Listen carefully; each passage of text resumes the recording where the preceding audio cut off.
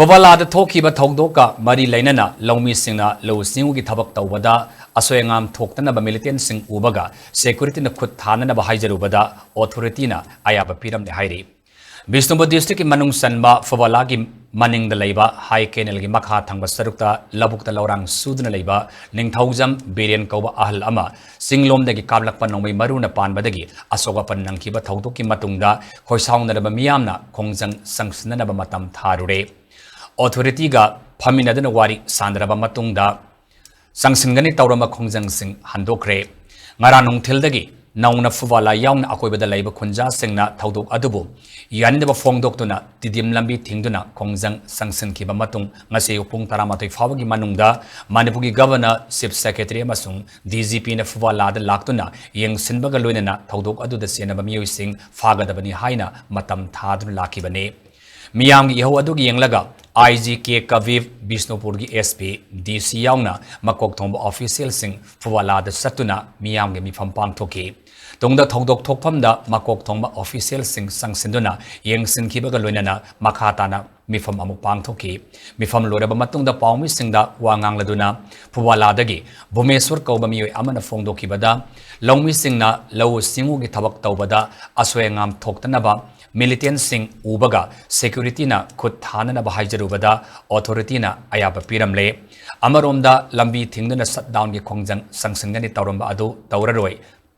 Thokriba Todok Asi, Karama Tokibano, Security Gi Asoiba Labor Haibadu, Inquiry Tauduna, Numitarinigi Manunda, Maralaiba, Mio Sing Faba Madi, Inquiry Report, Miamda, Kusinaba, Low Uba Yadan Ladiba Mapam Sing, Mapung Fana Low Uba, Yanaba Gidama, Security Checkpoint Sing, Singkongda, Nagna, Nimit Manganigi Manungda, Hongalagani Haibagi Hazaba Peeramle,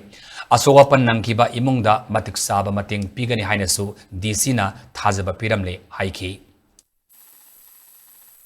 Thokiba Togdok Asi, Kogi Nuntilgi Matam the Topa, Amadi, Security Layer Ahum Lala Kanda Laki Wapam Mama Oibanina Yam sensitive in a luxury Hairaga, Kadi Kamdon Masi Tokibano, Masdam Mara Labor Musing, Security Maikaida, Lapsis Labor Singadu Yam, the Kubna inquiry to Viri Hairakanda, Ikmadu Mara Labor Sing book, Toba, Atuba Matamda, Ikonumitari Manunda, Mara Labor Musing, then the Pivaga Loinana, inquiry report Sing, Miam the Kusinaba Haibada, Ekogi, Lemberg Home Department in charge of the Lapid official singer, Yana Wapama Lazare. Hojik low Ubayadana Lady Ba, Mapam Singasi, Parminian on the low Bayana Bugidamaka, Hanana, deployed Toguna Lady Ba checkpoint, pointing, Hybrid security posting si, Matakang Basarukta, Chinkong Lomda, Yarimakai, Kakalaga, Hongjinba, Haibo Masisu, Akoi, Yano Porakle, Hari Wapamasi, Yamdravada, Numit Mangani Fogi Manunda, Hungat Piragani Habitaza Piviramle, Lomi Singamadi Prasamiambu, Makata Nasigum Doxingasi, Sohan Panlan, the Nabagidamakta, Heck Ubada, Militant Sing Natragana, illegal arms sing Loina Rakamatam, the suit at site order, Kudakta, Tonunabagi order Amasu,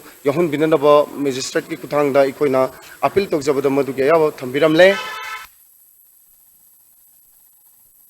Sigi canal Sigi Suna Kantang Basai Bawa, Kogi government na meter Chahum Bawako, low way and order period and Bapunga do what wona. Adungarang Tauri City Suna can get in Lum Tangiba, meter Chahumlum, the Subana Teva. Canal Sigi Suna Kanda Koirungi, Sontanga Suzari, young lady, as it is the bunker of Lacy. As the SSBG unit lady Boko. A Sigi Mamang the neighbor twice, as Nanga Sumanga Niguman name in city. Aromoy hippie, Rakaida, I don't know my condo tarde, Chonkalaka, Hogalaka Nidana, Luri Bapoti, Irangs is only Lagai Kogi, Tokai, the lady Manipur, Fibums, and Massisum, Zatadale Henning Bakang Busina, Sarkana Toroko, the Suatinga Kai Piboko, any initiative by the government of India to restore peace, Haitareko. Madule the Chak Tilaga Tugairaga to disrupt that peace and maintain the status quo or the vested political interests like Bakamon, and there are some vested political interests who are trying to disrupt any move to restore peace and normalcy.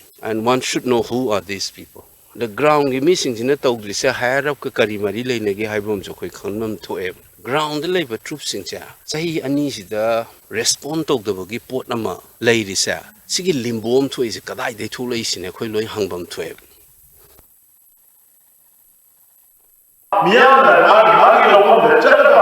England, no sooner than they get to the Jingling, no way out, no way out of Canada, Haki or Wanda, Indiana, Manipur, and the Twitter,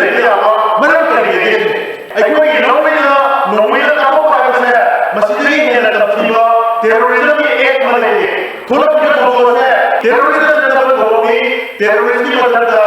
पान लेना उसकी लाठी के बोला लोगों को बोलता होगा मतलब लोगों को दुनिया में ये बातें करीब मतलब सबसे आगे लेकिन वो आदमी हमारे सिवाय कैसे मकोई जी terrorism के बोलने लगे हैं ऐसे लाठी से दूसरा मकोई terrorism के बोलने लगे हैं मैं बताएंगे सिवाय मरोड़ अहूम लेगा मरोड़ अहूम दुपार का नोई पायल नोई करे इमान मुहर बदा सिवाय दुर्गम दबाए से उठुमे हुआ मकोई मत देगी समझे लगा लेकर अहूम लगे नोई का बदा अहूम तक बदा ताने का माफ नो दबा आन नो दबा जो मकोई खतों में है उसके कोई चीज़ ना होते मकोई चीज़ ना है कोई चीज़ ना होते अतुल्य आदि मकोई लोग बातिंगा चीज़ शर्त में मकोई लोग ये तो उजलो कोई लोग से कोई लोग तो उजलो वो लोग हमारे को सिक्योरिटी ये कोई मनुष्य बिचर जो बच्चे मनुष्य खुला